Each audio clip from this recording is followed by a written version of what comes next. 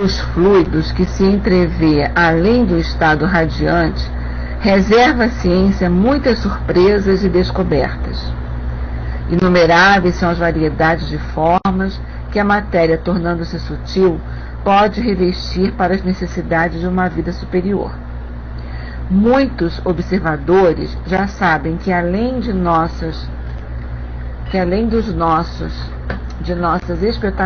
especulações, além do véu opaco que a nossa espessa constituição ostenta, como um nevoeiro em torno de nós, um outro mundo existe, não mais o dos infinitamente pequenos, mas um universo fluídico que nos envolve completamente, povoado de multidões invisíveis. Seres sobre-humanos, mas não sobrenaturais, vivem perto de nós, testemunhas mudas de nossa existência, e só manifestam a sua em determinadas condições, sob a ação de leis naturais, precisas, rigorosas. Importa penetrar o segredo dessas leis, pois a partir do seu conhecimento decorrerá para o homem a posse de forças consideráveis, cuja utilização prática pode transformar a face da terra e a ordem das sociedades. É esse o domínio da psicologia experimental, alguns diriam das ciências ocultas, ciências velhas como o mundo. Já falamos dos prodígios efetuados nos lugares sagrados da Índia, do Egito e da Grécia. Não está nos nossos planos aí retornar, mas há uma questão conexa que não poderíamos deixar de passar em silêncio, a do magnetismo. Olha só, nós vimos lá nos capítulos anteriores, né? Boa noite, Wizard, seja bem-vindo. Nos capítulos anteriores, quando ele vem nos mostrando toda essa gama de vida num universo que nós não identificamos, que os nossos olhos não conseguem identificar.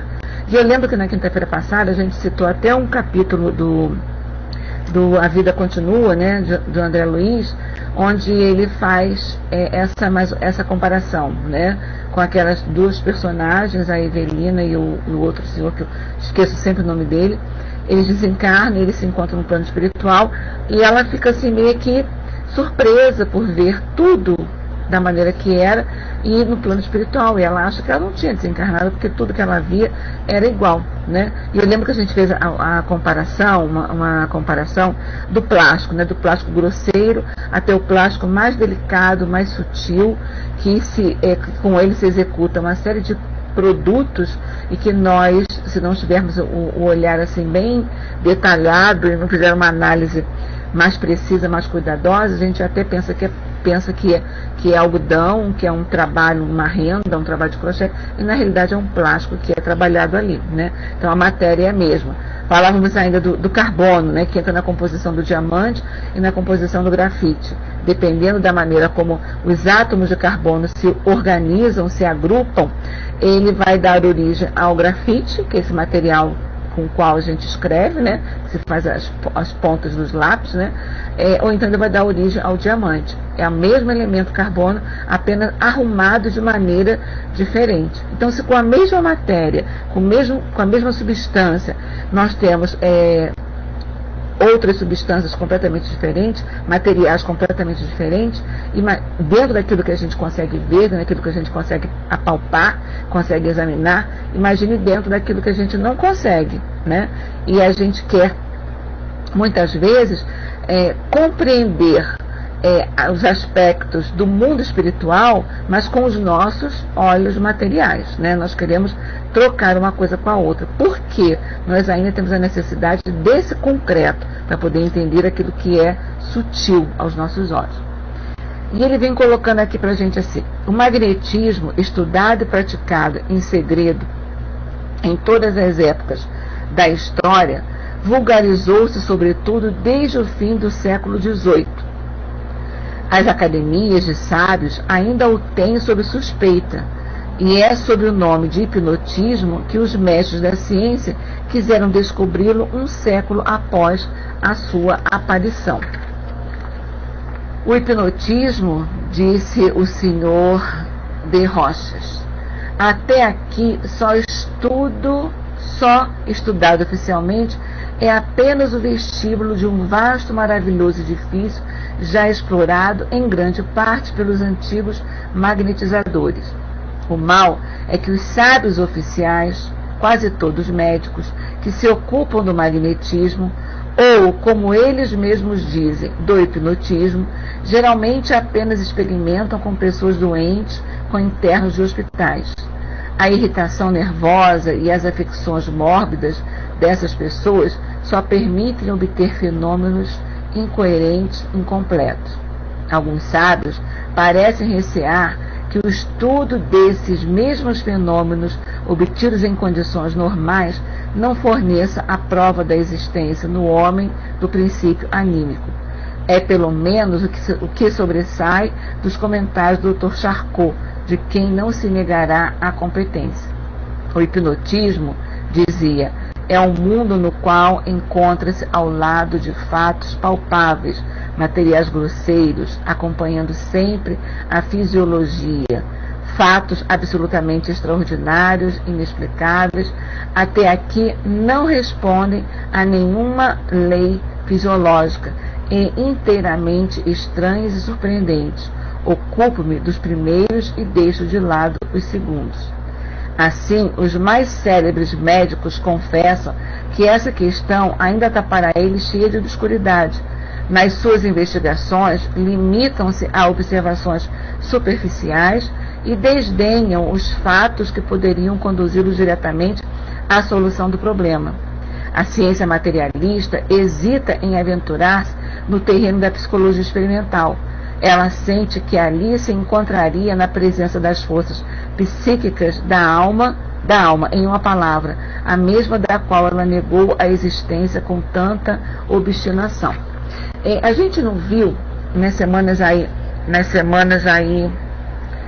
temos som, Darlene, tá? Tem som sim. A gente não viu aí nas semanas passadas, boa noite Darlene, boa noite Alfonso, sejam bem-vindos. A gente não viu nas semanas passadas a necessidade da ciência afirmar, né, ou comprovar a existência de alguns fenômenos, né? O meio científico, ele vai aceitar determinados fenômenos se ele puder ser comprovado cientificamente, né? Se ele tiver como comprovar cientificamente, ele vai lá comprovar aquilo ali, né? Ela não consegue perceber, ela não consegue admitir, ainda um dia irá admitir,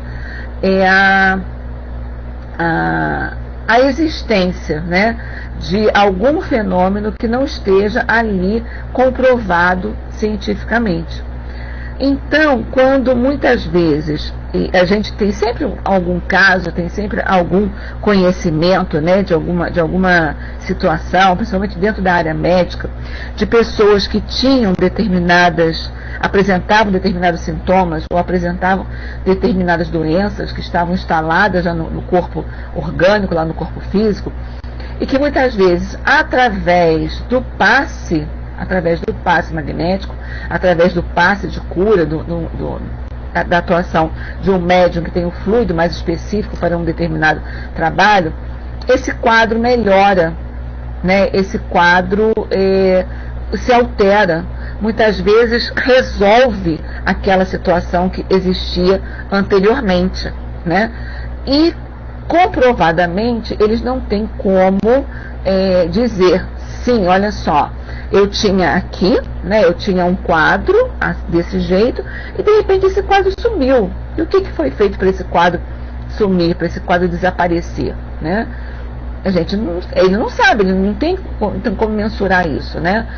O que é isso? É a ação da manipulação do fluido, da manipulação dos fluidos que estão à nossa volta.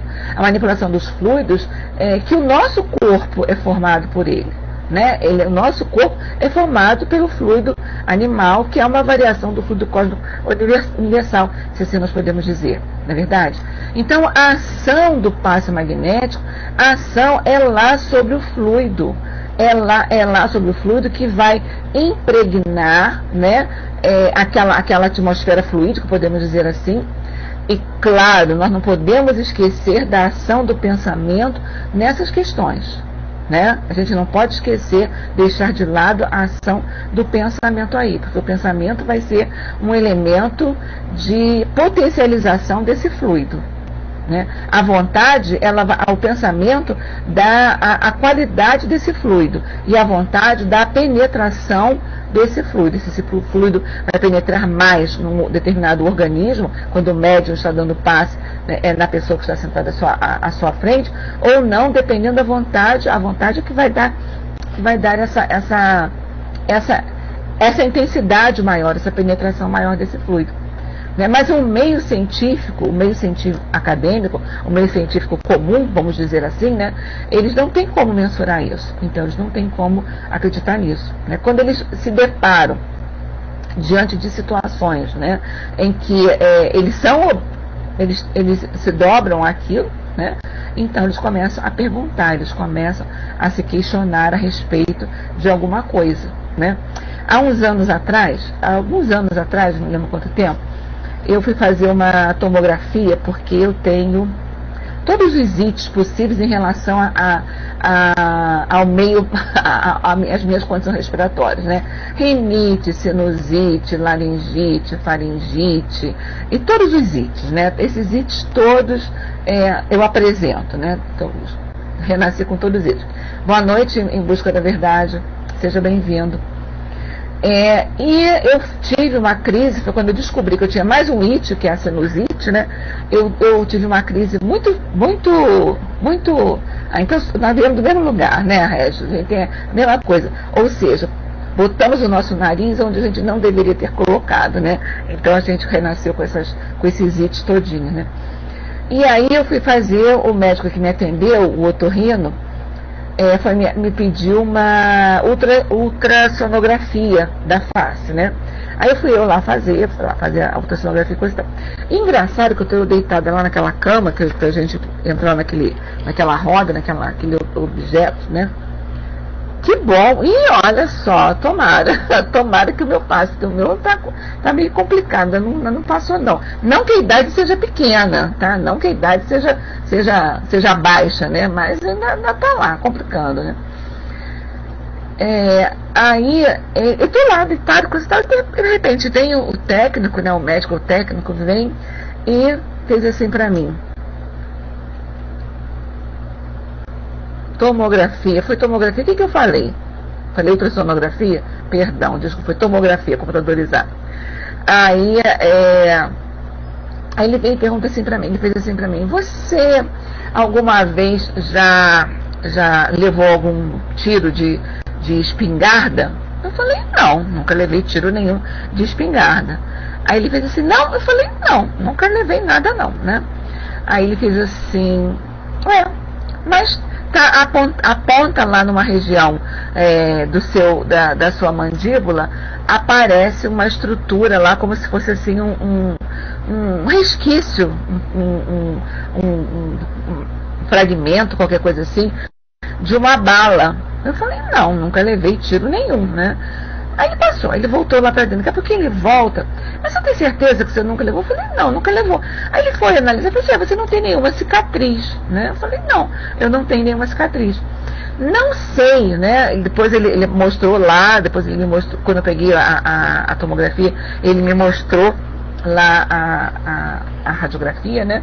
E realmente estava lá, né? Eu não sei se aquilo foi condensação de alguma substância que por acaso foi próxima a um dente que eu tinha feito canal.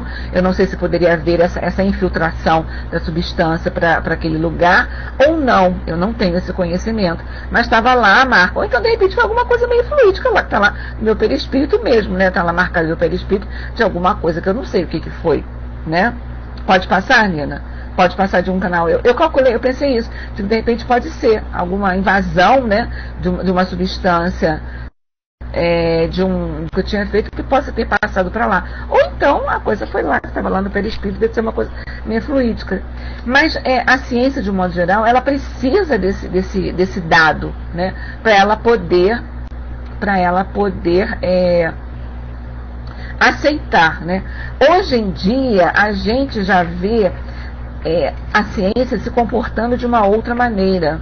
se não a ciência como um todo, se a gente não puder dizer isso, alguns elementos desse campo, né, algumas pessoas desse campo, alguns cientistas, nas suas mais diferentes funções, eles já se comportam de uma outra maneira, eles já têm uma outra maneira de encarar as situações, né? Já aceitam de uma outra forma, já se perguntam, já se questionam. A gente percebe isso, né? Dentro desse meio acadêmico, dentro desse meio científico. Citando também uma outra experiência que eu passei, vocês me desculpem quando eu cito assim, as experiências que eu passei, é porque foram coisas assim tão marcantes para mim, e que eu acho legal a gente falar, eu acho importante a gente falar para a gente poder perceber como é que a gente reage em determinadas situações, né? Gosta de ouvir, Wizard? Tá legal. Boa noite, Raio de Luz, boa noite, Tati, sejam bem-vindos. Há 3 anos atrás, completa amanhã, por sinal, 3 anos, né? Eu fiz uma cirurgia de revascularização do músculo cardíaco. Coloquei lá 4 pontes, 2 pontes de safena e 2 pontes de mamário, né? E amanhã faz 3 anos, porque amanhã faz 3 anos do meu renascimento, meu 2º aniversário. E na hora que eu entrei na sala de cirurgia, eu já sabia tudo o que ia acontecer, etc e tal, que todos os médicos Obrigada, Ana. Boa noite, Maria Carla. Todos os médicos da equipe foram conversar comigo sobre o que ia acontecer durante a cirurgia, como é que eu voltaria depois quando eu acordasse da anestesia, como é que eu estaria, né? Foram me preparar. Aí tudo bem, então eu já sabia, eu entrei guerreira, não sei se é guerreira, acho que foi uma situação assim que a gente não tinha como não fazer, né? Era fazer ou fazer, né? Estava tudo entupido, minhas agências estavam todas entupidas, então não tinha. Então a gente tem que fazer, então a gente arranja coragem e vai fazer, né? Aí eu lembro que na hora que eu entrei na sala de cirurgia, a gente tem que enfrentar, Ana. Quando eu entrei na sala de cirurgia, estavam lá os médicos preparando, o pessoal da equipe médica preparando lá todo o instrumental e coisa e tal. Aí os 2 anestesistas estavam lá e uma estava me preparando lá o meu braço, cortando, bota não sei o que, bota pra lá, e bota fio pra aqui, bota fio pra lá. Aí eu fiz assim pro outro médico, eu falei assim, eu posso fazer uma prece? Eu gostaria de fazer uma prece antes de eu apagar aqui, né, antes de eu dormir aqui. Será que eu posso fazer uma prece? Eu falei assim, pode sim, à vontade. Eu também fiz uma prece lá, pedindo a Deus que nos amparasse, que guiassem a todos eles, né, e que todos nós saíssemos vitoriosos daquela empreitada, né, porque quando eu entrei lá, eu me perguntei assim, em que hospital será que eu vou acordar? Né, eu vou acordar aqui, nesse hospital, ou em outro hospital do plano espiritual, né, e que fosse aonde eu acordasse, que eu tivesse a resignação e a paciência de enfrentar aquilo que vinha pela frente para mim, que eu não sabia o que seria, né. Aí eu fiz a prece, tudo bem, né, passou. Acordei no hospital terreno, né, depois de algum tempo acordei, passei por toda a recuperação, tive alta, vim para casa, tudo bem, tudo tranquilo. Mas enquanto eu estava ainda no hospital, enquanto eu estava na UTI pós-operatória, esse anestesista, todo dia ele passava pelo meu leito e conversava comigo, né? E dizia assim para mim, nossa, eu fiquei contente, não foi surpresa a palavra que ele utilizou, mas ele, não me lembro a palavra que ele utilizou, mas ele falou assim, é legal, é bom a gente lidar com uma pessoa que tem a fé que você tem, né? Que você consegue, isso é importante, isso faz o diferencial pra gente. Isso é um diferencial no tratamento de um paciente. É muito importante, né? Que você nunca mude, etc e tal, que você não mude, que você possa solidificar sempre a sua fé, né? Então, é um momento que a gente tem de confiar ou confiar. A gente não tem outra opção, né? Confiar ou confiar. E aí ele sempre, todo dia ele passava, ele dizia assim pra mim, reza para a companheira que operou de manhã, porque eu operei na parte da tarde e na parte da manhã uma outra pessoa tinha operado, você reza para ela porque ela não está muito bem, ela não tem, talvez ela não tenha tanta convicção, talvez ela não tenha tanta certeza. Sempre que você puder, você reza para ela. Eu disse, rezo sim, né? Então sempre que eu fazia minha prece de manhã e à noite, eu sempre rezava para ela também. Então eu achei interessante, quer dizer, ele chegar e falar isso, nossa, como a fé é importante. como a tua fé é importante, como isso é bom, como é um diferencial no momento em que você está lidando com o paciente, numa situação crítica, uma situação como ele estava lidando ali, né? Numa cirurgia delicada, uma cirurgia longa, numa situação crítica, né? Então a ciência hoje em dia, ela já se envolve mais com essas questões, ela já presta atenção mais a essas questões, né? Os cientistas, seja em que área eles estiverem atuando, eles já se envolvem mais com essa questão, eles já se questionam, eles já se perguntam, eles já analisam, né? Eles já colocam um ponto de interrogação. Alguns já fazem isso, né? Talvez não todos, mas alguns já fazem isso. Então eles já dão vazão para questionar isso, né? Para analisar essa questão, do fluido, para analisar a questão do passe, para analisar a questão da ação magnética sobre um corpo, né? Ele já para pensar, já não é uma coisa tão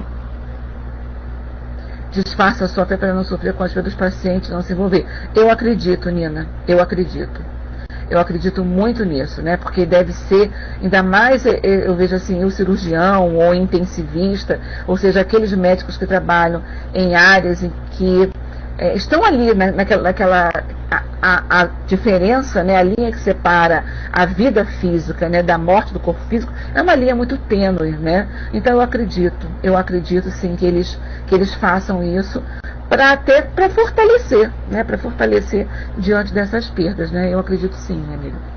Ok, gente? Bom, continuando aí, a gente diz assim, Leonden diz assim pra gente: assim, os célebres médicos. Nina. Olha, gente, eu me perco nesses parágrafos assim, tranquilamente, né? Nossa Senhora.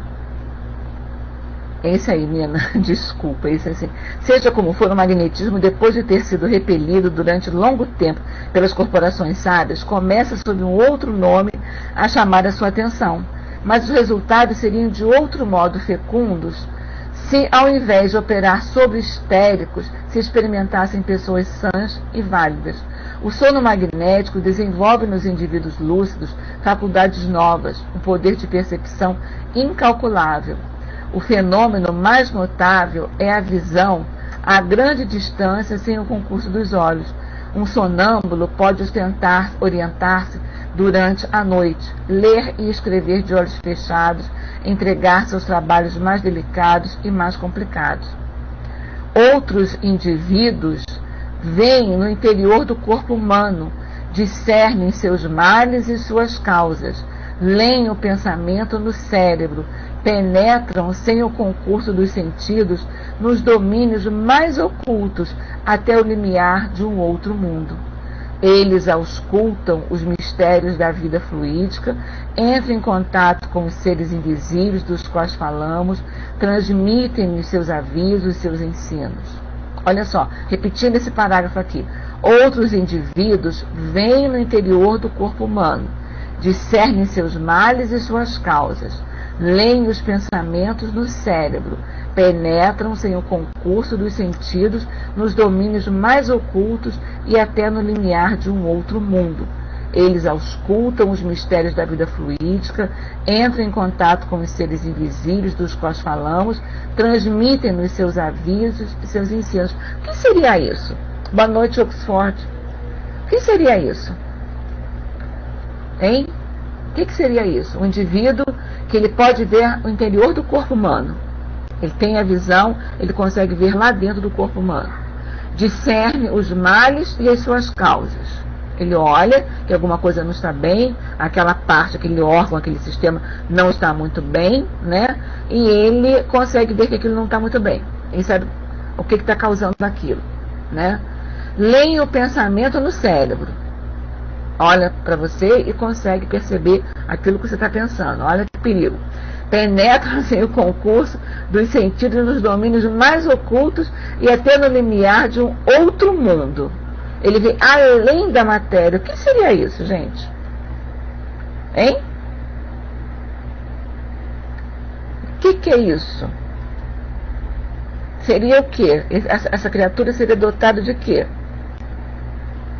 Seria a expansão do perispírito, mas essa criatura seria dotada de quê? Ela não teria uma capacidade mediúnica para poder enxergar isso, para poder ver isso? Ela teria como fazer isso, não é verdade? Né? A mediunidade, ela tem essa característica no seu corpo físico, apresenta essa característica, não é verdade? E isso é uma capacidade dela enxergar, como ele coloca aqui, a capacidade de enxergar através do corpo físico. Médio desdobramento, exatamente. Consegue olhar, não é verdade? E a mediunidade é um atributo do corpo físico, mas é a manipulação do fluido que ele está mexendo ali. Correto? Bom, aí diz assim, voltaremos mais tarde sobre esse último ponto, mas desde agora podemos considerar estabelecido o fato que decorre das experiências de Pseguir, Deleuze e de Potê e seus inúmeros discípulos. O sono magnético, imobilizando o corpo, anulando os sentidos, restitui a liberdade ao ser psíquico. Olha só, o sono magnético,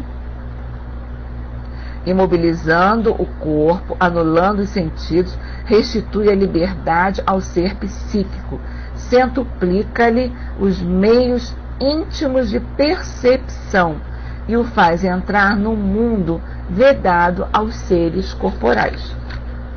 Ok? E numa nota, a nota do autor diz assim pra gente, ele vê o indivíduo vibrar, o indivíduo vibrar as células cerebrais sob a influência do pensamento e as compara às estrelas que se dilatam e se contraem sucessivamente, os estados profundos da hipnose, pelo coronel de Rochas, ex-administrador da Escola Politécnica. Desde então, o professor Flournoy, da Universidade de Genebra, escrevia: basta folhear a literatura médica mais recente para ali encontrar, pela pena de autores insuspeitos de misticismo, exemplos de visão interna. De um lado, psiquiatras franceses acabam de publicar alguns casos de alienados que apresentaram, poucos dias antes do seu fim, uma melhora tão súbita quanto inexplicável, ao mesmo tempo que o pressentimento da sua morte próxima. Do outro lado, o fato de que os sonâmbulos que têm a clara visão de suas vísceras, às vezes até da sua estrutura íntima, esse fato vem pela primeira vez franquear os limites da ciência sob o nome de autoscopia interna ou autorrepresentação do organismo, e por uma divertida ironia da sorte, os padrinhos desse recém-chegado encontram-se entre os que pertencem a uma escola que pretende rejeitar qualquer explicação psicológica desses fatos. É só uma nota aqui do autor, certo? Bom, aí Denis continua assim pra gente. Esse ser psíquico que durante o sono vive, pensa, age fora do corpo, que afirma sua personalidade independente por uma maneira de ver e dos conhecimentos superiores àqueles possuídos no estado de vigília, é o que é ele, senão a própria alma revestida. E o que é ele, senão a própria alma revestida de uma forma fluídica? É a própria alma, o próprio espírito revestido por uma forma fluídica, revestido pelo seu perispírito. E ele continua assim: essa alma, que não é apenas uma resultante de forças vitais do jogo dos órgãos, mas uma causa livre, uma vontade atuante, afastada momentaneamente da sua prisão, planando sobre a natureza inteira e desfrutando a integridade de suas faculdades inatas. Assim, os fenômenos magnéticos tornam evidente não somente a existência da alma, mas também sua imortalidade. Pois se durante a existência corporal essa alma se desliga do seu invólucro grosseiro, vive e pensa fora dele com mais forte razão, achará na morte a plenitude da sua liberdade. Ele vem nos colocando, ele vem nos preparando, analisando, fazendo uma comparação, né, do sonambulismo com a morte. Se no sonambulismo você tem a emancipação da alma, mas ainda existe uma ligação com esse corpo material, né? Existe uma ligação com esse corpo material. Então estou analisando ali o que? Estou analisando assim ali a alma, não é o corpo físico. O corpo físico está lá sossegado. Não é estrutura física, não é estrutura orgânica, é estrutura fluídica, é a alma. Então ele vem fazendo essa comparação da emancipação da alma com a alma após a morte, como ele coloca aqui no final. Ele nos diz assim os fenômenos magnéticos tornam evidente não somente a existência da alma, ele comprova a existência da alma, mas também a sua imortalidade. Pois se durante a existência corporal essa alma se desliga do seu invólucro grosseiro, vive e pensa fora dele, com mais forte razão achará na morte a plenitude da sua liberdade, porque ele vai estar o quê? Liberto desse corpo físico. Ali ainda está presa a esse corpo físico. E ela consegue se manifestar presa a esse corpo físico. Com a morte do corpo físico, esse material orgânico, boa noite, Márcia, boa noite, Milena, esse material orgânico se desfaz. Então a alma o espírito perde qualquer tipo de ligação que possa estar prendendo ele àquele corpo material, né? Então ela se torna muito mais livre, ela se torna muito mais independente, porque não está preso lá aquele corpo material. Um livro que vocês podem ler, que traz isso para a gente assim, explicado, bem detalhado em alguns capítulos, é o Magnetismo Espiritual, como é que é o nome do autor dele, Vânia? Micaelos. Ele é interessante, é uma leitura muito interessante, quando ele nos fala do sonambulismo, nos fala de todos esses estados de emancipação da alma e da ação do pensamento, da vontade, da ação dessas potências da alma sobre esse corpo fluídico, sobre essa matéria. Quem tiver acesso, quem puder dar uma lida, eu não estou com o meu aqui na mão, perto de mim, mas quem puder ter acesso a esse livro, Magnetismo Espiritual, Micaelos, o nome do autor, né?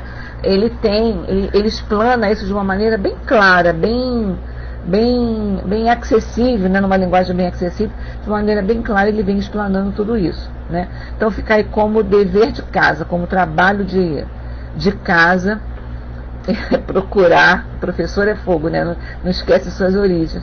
Fica como trabalho de casa, procurar aí no Micaelos como é que se diz,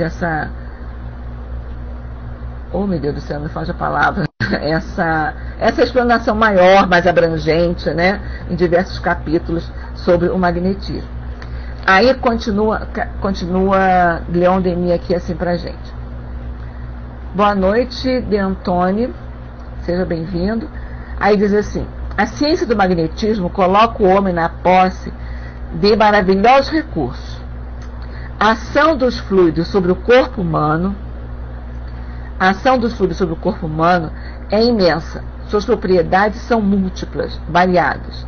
Numerosos fatos têm provado que com a sua ajuda pode-se aliviar os sofrimentos mais cruéis. Os grandes missionários não curavam pela imposição das mãos? Aí está todo o segredo dos seus pretensos milagres. Os fluidos, obedecendo a uma vontade poderosa, a um desejo ardente de fazer o bem, penetram em todos os organismos débeis, restituem gradualmente o vigor nos fracos e a saúde nos enfermos. Isso é o quê? É através do passe, né? Quando a gente vai a uma casa espírita, quantas vezes a gente pensa assim, eu vou à casa espírita, eu estou me sentindo meio angustiado, meio chateado, meio triste, eu estou me sentindo de alguma forma um tanto quanto não dentro dos padrões daquilo que eu chamaria de bem, que eu chamaria de normal. Então eu vou à casa espírita, quantas vezes, vê se não acontece isso com a gente. Já aconteceu e continua acontecendo. Eu vou à casa espírita e entro lá, sento, fico lá quietinha, algumas com uma musiquinha de fundo, outras sem a musiquinha, né? escuto a minha palestra, depois eu tomo passe, aí eu digo assim, eu saio de lá tão revigorado, né? Eu saio de lá tão bem, tão revigorada, eu saio tão tranquila, tão leve, né? E aí você, mas como é que pode isso acontecer, né? Então, a gente tem vários fatores aí, atuando na área física e na área fluídica, né? Em primeiro lugar, numa casa espírita, ela tem reuniões frequentes e a prece é um hábito constante, não é verdade? A prece é um hábito constante. O silêncio interior, o silêncio que as pessoas fazem, também é um ato constante, né? As pessoas que entram ali, elas entram buscando justamente essa tranquilidade, buscando essa paz, buscando essa harmonia.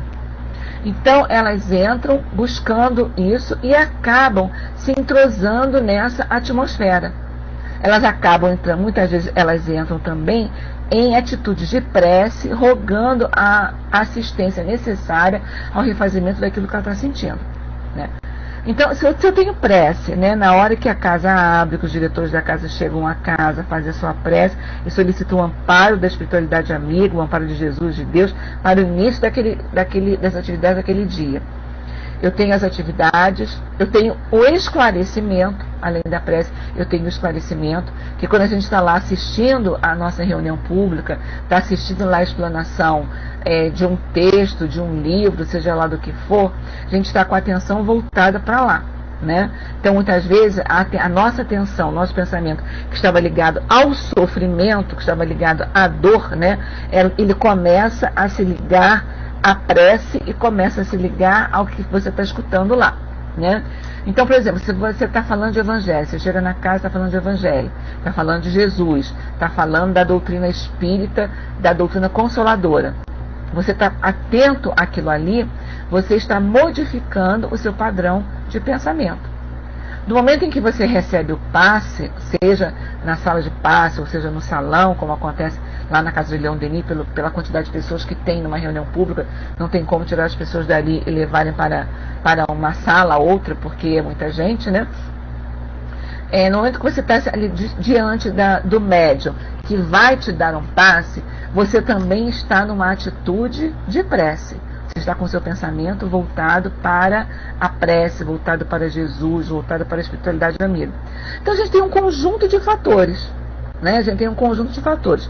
Tem a prece, tem o esclarecimento, tem o teu pensamento que antes estava voltado só para um determinado assunto e você já consegue levar esse pensamento para outro assunto completamente diferente e, consequentemente, a tua vibração de pensamento aumenta, né? Então você tem uma série de fatores que estão ali em conjunto e que acabam melhorando o seu estado geral.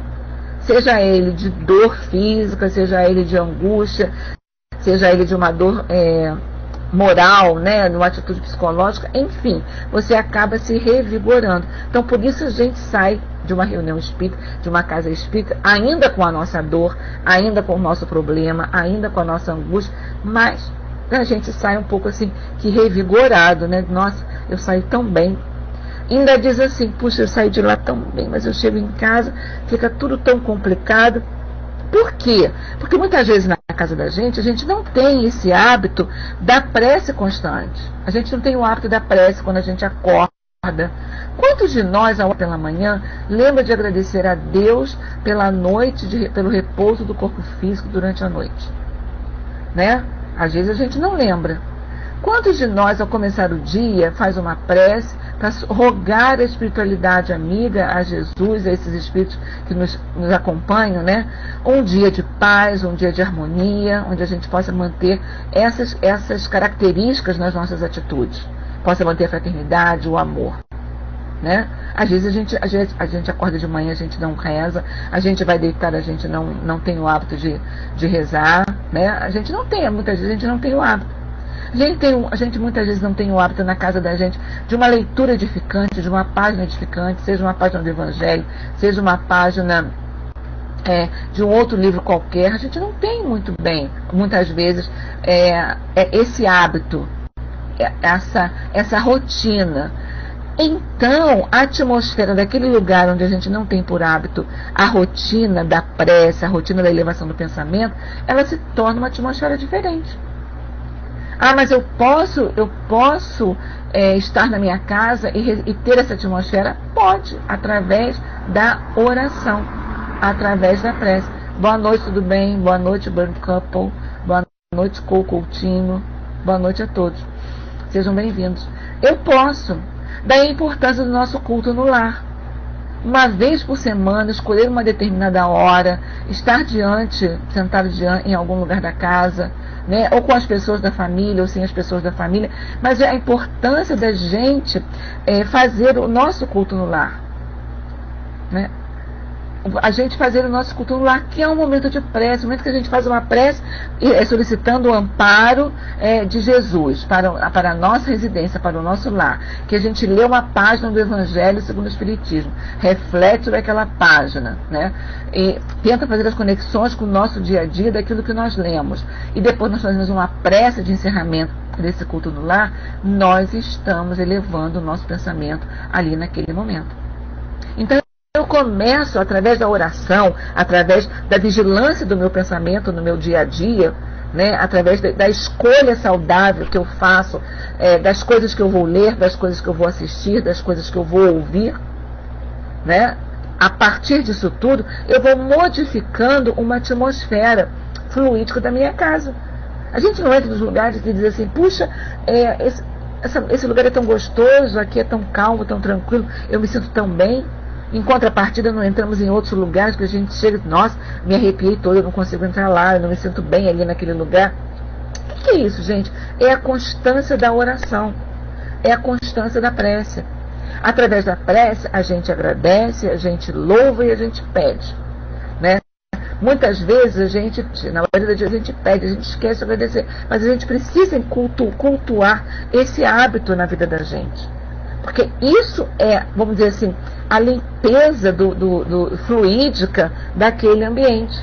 Você reza, e a coisa vai melhorando, a gente vai melhorando. A gente não pode esquecer de rezar. A gente não tem como esquecer de rezar, né? Para o nosso bem, para o nosso refazimento. Então, como o Denis coloca aqui pra gente, a ciência do magnetismo não só leva a crer na existência da alma, mas também nos dá posse de maravilhoso recurso.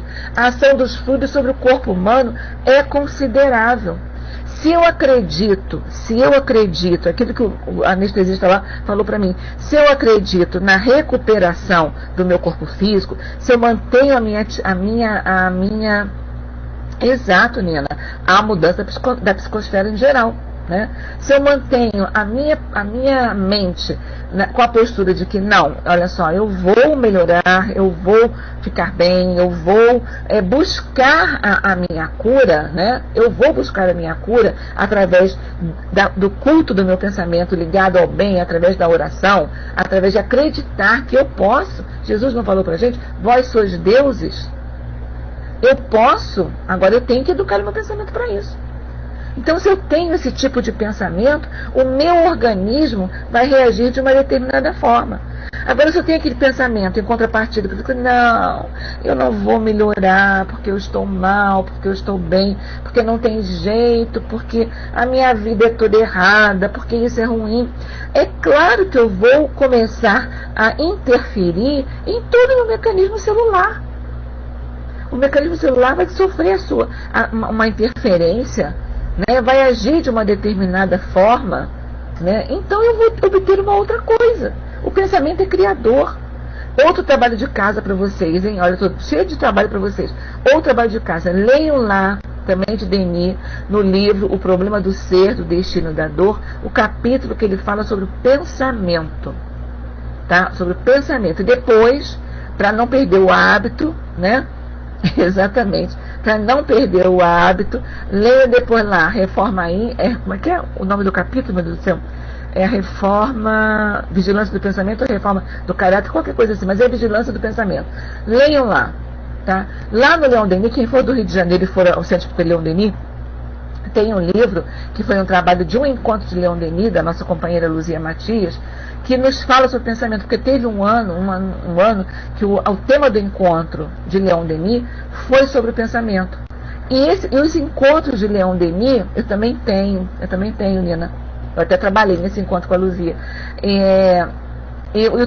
Esses encontros de Leon Denis, eles se transformaram em livros, eles viraram livros. E esse livro, a Luzia vem colocando de uma forma bem interativa a questão do pensamento, né, da gente vigiar o pensamento, da gente dar qualidade ao pensamento. Né? Porque se eu penso, eu estou plasmando aquilo que eu estou pensando. Eu estou colocando à minha volta, eu estou lançando à minha volta, né, todas essas questões daquilo que eu estou pensando. Né? Então, se eu penso coisas boas, se eu penso positivamente, se eu penso na saúde, eu vou plasmar a saúde. Agora, se eu penso, são primorosos, França, são primorosos isso que a Luzia fez. Agora, se eu penso na doença, se eu penso no mal-estar, se eu penso sempre nos aspectos negativos, esse pensamento vai voltar para mim. Além de eu estar influenciando aos espíritos encarnados e desencarnados que estão à minha volta, esse pensamento, os efeitos desse pensamento, o produto final desse pensamento, vai voltar para mim. Está aqui, Denis coloca pra gente. Eis que todo o segredo de seus supostos, peraí que eu estou lendo aqui na tela, subiu aqui. O segredo de seus supostos milagres. Os fluidos, obedecendo uma poderosa vontade, a um ardente desejo de fazer o bem, penetram os organismos debilitados e suas moléculas benéficas, substituindo as que estão doentes, restituem gradualmente a saúde aos enfermos e o vigor aos valentudinários. Então, é a importância do pensamento, a importância daquilo que a gente pensa, daquilo que a gente cria para a gente. E eu estou lidando com fluido nesse momento. Então, eu preciso vigiar, preciso. Quando eu começar a pensar besteiras, coisas que não são edificantes, uma vez eu escutei isso num programa da Rádio Rio de Janeiro. Imagina uma vassoura mesmo fluídica varrendo aquelas ideias ruins. Né? O princípio do trabalho do autocura, que a Luzia Matias mesmo faz lá no Leon Denis, é em cima desse pensamento também. Então a gente precisa estar atento a isso. Eu preciso harmonizar essa psicosfera que está à minha volta. Então, por isso que quando eu entro na casa espírita, ou quando eu entro na igreja, ou quando eu entro num determinado lugar onde a prece é um hábito constante, a oração é um hábito constante, eu percebo alguma coisa diferente. Eu percebo uma atmosfera diferente. E quando eu penetro num lugar em que, muito pelo contrário, não há essa vigilância, as pessoas só se conectam com coisas ruins, eu percebo também essa atmosfera que não me faz bem, essa atmosfera que fica meio que esquisita para mim. Né? Isso? E aí Denis termina assim pra gente: pode-se objetar que uma legião de charlatões abusa para explorá-lo da credulidade e da ignorância do público, gabando-se de um poder magnético imaginário. Né? Esses fatos entristecedores são a consequência inevitável do estado de inferioridade moral da humanidade. Uma coisa nos consola: a certeza de que não há homem animado de uma simpatia profunda pelos deserdados, de um verdadeiro amor por aqueles que sofrem, que não possa aliviar seus semelhantes através de uma prática sincera e esclarecida do magnetismo. O que é isso, gente? É o poder do amor. Se eu tenho o amor no meu pensamento, se eu tenho o amor na minha atitude, se eu tenho o amor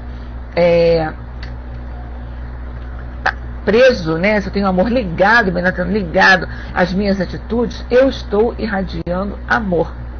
Chico Xavier, o que Chico Xavier passou para a gente? Né? Qual era o móvel das ações de Chico Xavier? O que o movia as suas ações, as atitudes que ele tinha diante do... Não, Nina, não tenho não, minha amiga, tudo tranquilo. Diante da humanidade. O que movia o Chico Xavier diante da humanidade, diante das coisas que ele fazia? Não era o amor? Não era o amor acima de qualquer coisa, né? Não era o amor que, através do amor, ele levava o consolo, através do amor ele levava a necessidade que o corpo físico do semelhante precisava, mas era o amor. Então, se eu me envolvo no amor, se eu me envolvo nas amorosas, né, com o amor do Cristo, com o amor como Jesus nos colocou, com esse amor universal, né, eu vou irradiar também isso. Eu sou aquilo que eu penso. Eu vou transmitir aquilo que eu penso. Então, se eu quero transmitir coisas boas, eu tenho que começar a aprender a pensar coisas boas. Boa noite, Deoclésio. Tudo bom, meu querido? Seja bem-vindo. Se eu não me envolvo com o amor, se eu não me envolvo com atitudes de amor, então eu vou começar a transmitir algumas coisas que não são legais. Então, a minha responsabilidade é essa. A minha responsabilidade é eu dar qualidade a esse meu pensamento. A minha responsabilidade enquanto espírito encarnado, conhecedor das causas espirituais, conhecedor da vida espiritual, conhecedor das leis espirituais, conhecedor das leis morais do Cristo, o meu foco de ação deve estar baseado no amor.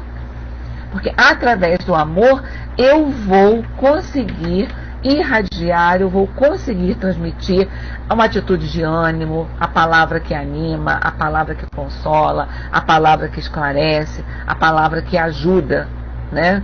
Eu vou ter atitudes para com o meu semelhante, atitudes que consolam, atitudes que ajudam. Se eu não consigo falar, mas se eu consigo chegar para o meu amigo, abraçar e dar um tapinha no ombro dele, nas costas dele, o que eu estou dizendo ali? Olha só, eu estou contigo, você conta comigo. Eu estou do teu lado sempre. Então eu estou transmitindo o quê? A capacidade de amar. Eu estou transmitindo o amor. Né? É da lei, isso é da lei. Isso não é privilégio de uns. Né? Isso não é privilégio de uns. Isso é da lei divina. A lei é de justiça, de amor e de caridade. Está lá no Livro dos Espíritos. A lei é de justiça, de amor e de caridade. Então, se eu tenho essa capacidade, se eu tenho essa possibilidade, então por que não agir dessa forma? Por que não lembrar da prece ao deitar? Por que não lembrar da prece ao levantar? Por que não procurar ligar o meu pensamento a coisas que sejam construtivas e não a coisas que possam ser destrutivas ou que possam denegrir alguma imagem, essa força fluídica mesmo, né? É só eu olhar o alvorecer, eu olhar o pôr do sol, a gente encontra a prática de Deus, a gente encontra Deus nas coisas mais banais que estão à nossa volta. Se a gente olhar uma flor, você pega uma rosa numa roseira, você pega uma rosa e você vê tantas tonalidades, numa mesma flor você vê tonalidades diferentes daquela mesma cor, você vê perfumes diferentes, você vê ornamentações diferentes, né? Deus está ali ao nosso lado, está nos mostrando o que é a vida, como a vida se apresenta para nós. Mas muitas vezes a gente não consegue. Boa noite, Rô Estrela. Boa noite, H.O. Verônica também. A gente não consegue muitas vezes ver isso, né? Porque a gente fica assim meio preso a determinados conhecimentos, né? Ok, Francis. A gente está preso a determinados conhecimentos. Então é só a gente mudar o foco, mudar o foco do nosso olhar, o foco do nosso pensar, mudar o foco do nosso agir. E lembrar disso, lembrar do amor. Não existe outra coisa que não seja o amor. O amor é o guia seguro dos nossos passos, é o guia seguro da nossa vida, é ele que ilumina, né, as nossas existências, é o amor. O messianato de Jesus, ele se prolongou por esse tempo, porque o messianato dele foi de amor, não foi de outra coisa, foi de amor. Porque se não fosse de amor, não teria ficado esse tempo todo pra gente, não é verdade? Ok, gente? Olha só, o céu deve estar quase entrando, ele já está no pautógrafo, daqui a pouquinho está entrando.